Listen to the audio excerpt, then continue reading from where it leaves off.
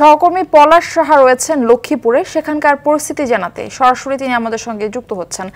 পলাশ, প্রত্যন্ত এলাকায় ত্রাণ সামগ্রী কিভাবে পৌঁছানো হচ্ছে জানাবেন?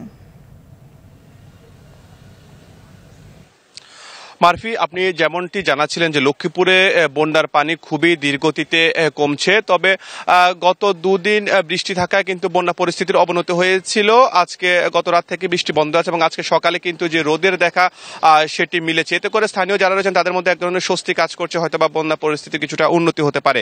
তবে এখনো জেলার 5টি উপজেলায় প্রায় 7 লাখ মানুষ যারা রয়েছেন তারা পানিবন্দী অবস্থায় রয়েছেন এবং এর মধ্যে 24,000 বাসিন্দা তারা এখন পর্যন্ত আশ্রয় কেন্দ্রে আশ্রয় নিয়েছেন। তবে লক্ষ্মীপুরে যে দুর্গম অঞ্চলগুলো রয়েছে সেই দুর্গম অঞ্চলগুলোতে কিন্তু যে গ্রামীণ সড়কগুলো রয়েছে সেগুলো পানির নিচে তলিয়ে থাকার কারণে ত্রাণ পৌঁছাতে কিছুটা অসুবিধা হচ্ছে। এতে করে ওইসব অঞ্চলে তীব্র যে খাদ্য সংকট এবং সুপেয় পানির যে সংকট সেটি দেখা দিয়েছে।